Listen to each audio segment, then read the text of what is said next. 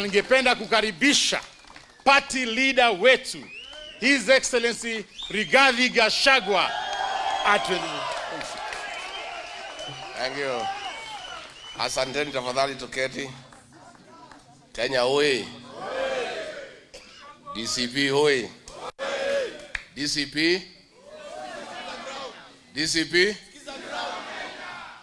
Asanteni sana. Thank you very much and most welcome. I have a very short address to make.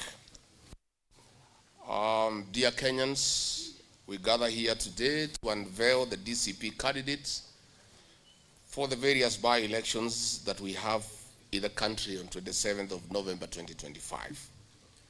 On behalf of our party, DCP, I congratulate all the candidates we have here for the bold step they have taken to this level.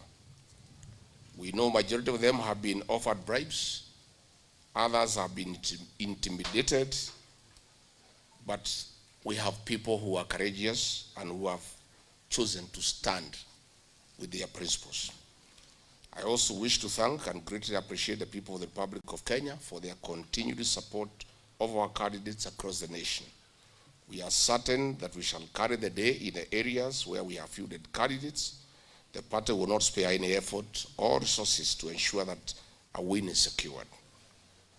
We shall be in every village, in every homestead, and we shall engage every Kenyan individually. I wish to commend our National Elections Board for the commendable exercise they have done to this day.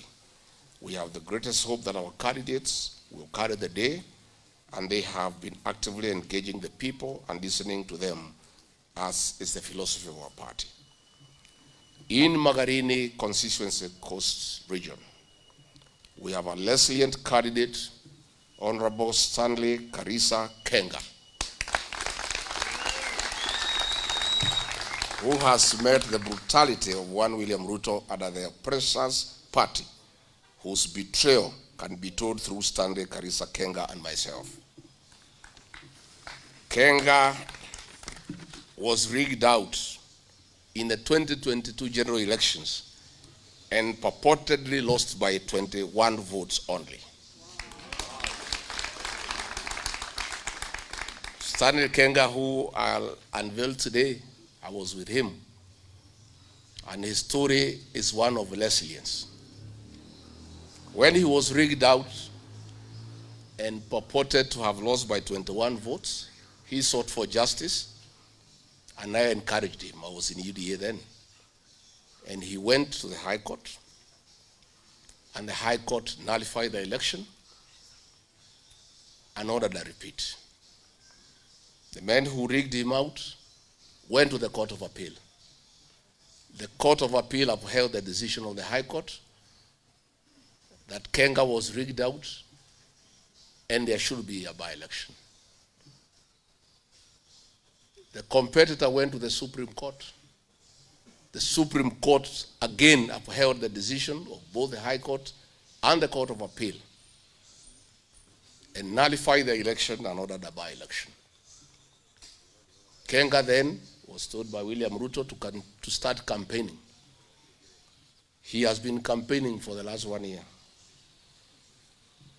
When these by-elections were called, I looked for him. And I told him, William Ruto will betray you. Kenga did not believe it.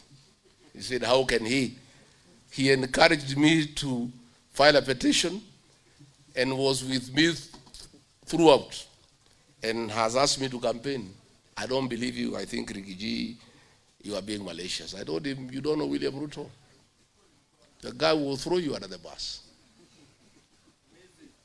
And sure as December 25 is Christmas, when the time came, William Ruto called Kenga, the guy who actually won the election in 2022, and the front runner in the by-election, and the man who will be the MP for Magarini,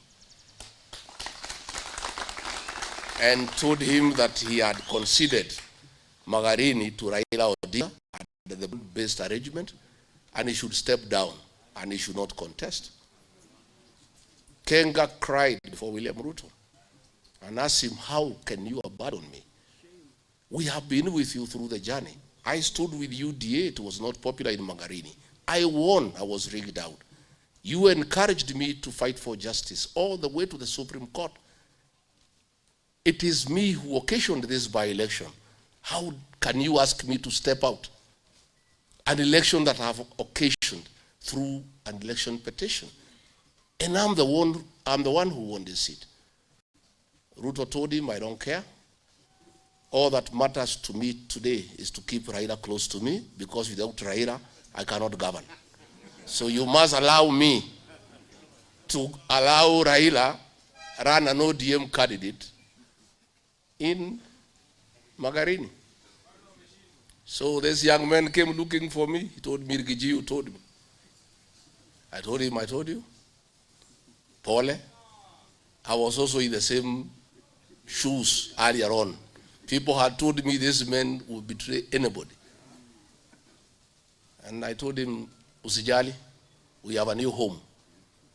A great home, the DCP.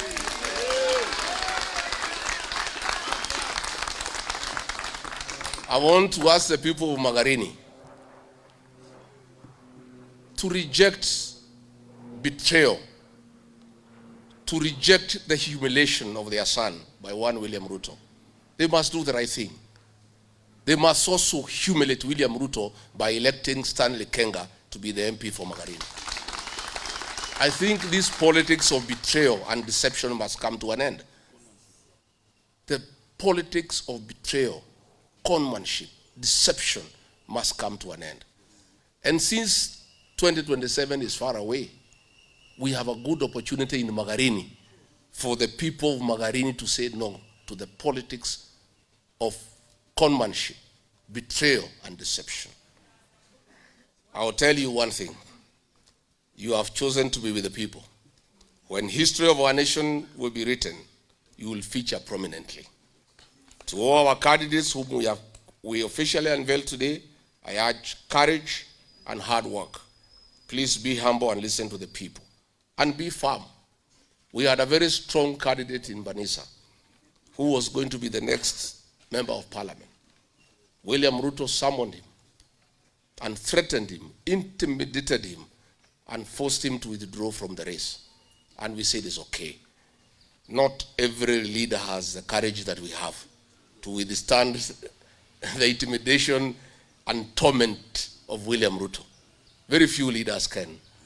I'm happy that you here, you join me in being courageous leaders who cannot be intimidated by anybody. The DCP party remains strong and committed to its philosophy,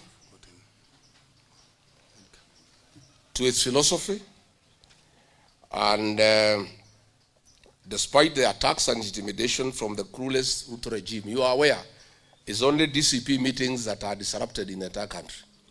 Because William Ruto knows that is the party that will send him home. We are his greatest obstacle.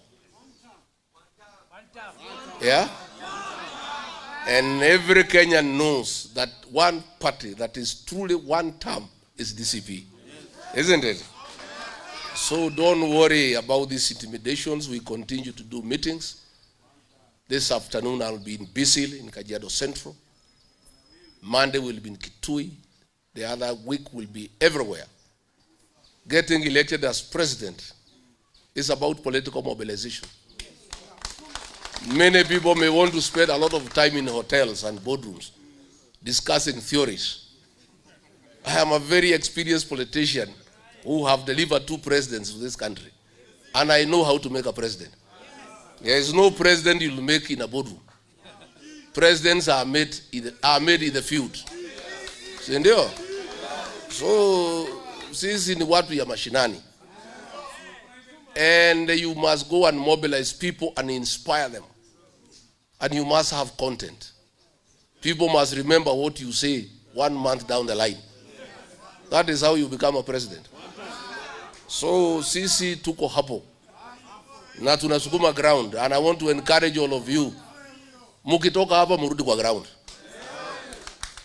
There are 5 options on how you get elected as an MCA, MP, senator, governor, or president. Option number 1, ground. Option number 2, ground. Option number 3, option number 4, option number 5. There is no other formula. Unajua mimi naona watu wako na mastori mingi. Ati unafikiri ukiweka picha ya mtu ate kwa social media he can be president. Ati unaweka picha the 6th. That cannot make you president. You must go out there and mobilize numbers. And you must inspire the people of Kenya. If they admire you, you must translate that admiration to votes. If they believe in your philosophy, you must convert that belief into votes. That can only be done by aggressively going to the people and mobilizing them to agree to back you for whatever position that you want. So all of those of us who are in DCP, our slogan is Sikiza Wake. Please, please, please, we don't want to hear you in Nairobi unless you contest here. Wale watu tunataka hii town ni ile watu wana contest hapa Nairobi. Hata mimi naishi hapa Nairobi 2 days a week. Nakuja kuoga nini nikae mtu ya town. Lakini mimi ni mtu ya mashinani. I have no business in this city unless I'm looking for a city here. So mimi nakuwa Nairobi 2 days in a week nikitafuta kura hapa Nairobi. Then lazima niende mashinani. And I want to encourage all of you, please stay to the ground. Msidanganywe na mtu ati hii mtandao kuna pahali tapeleka wewe. Hii mtandao ni mzuri kitangaza pahali ulikuwa kwa ground. The relevance of online space is to inform people where you are on the conversation must be ground. You are mobilizing people on the ground. And then the online space is very important to capture your activities on the ground. But ukiwa huko kwa mtandao uende ground, shauri yako. Usikuje kulia kwangu ukikosa nomination. Yeah? Sindio?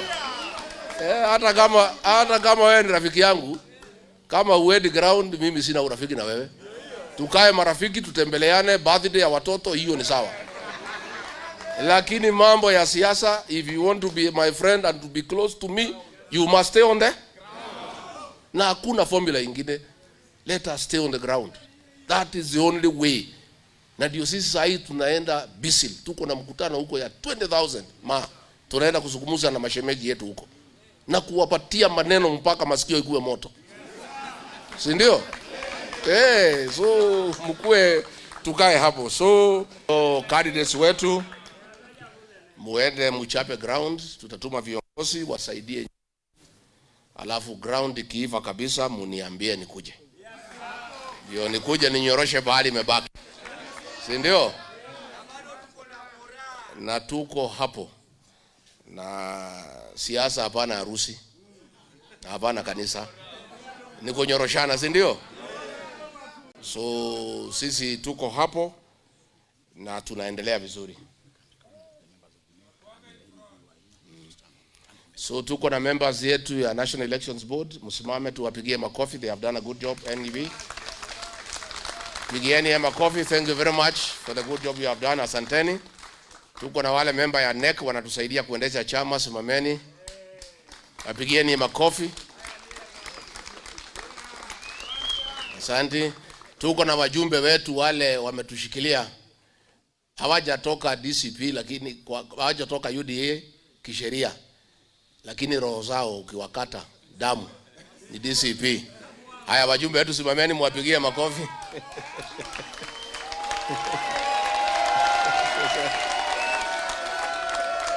Asanteni sana. Thank you. Please sit down.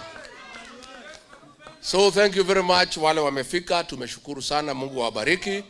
Let us keep the party growing and as a party.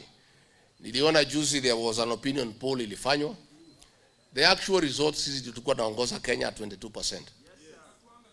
Followed by ODM at 16 and Kasongo at 9. Kasongo akaenda akapindua akasema ati head yako mbele na sisi tuko nyuma. But it's okay, wacha yeye endelee na hiyo, wacha sisi tusukume ground.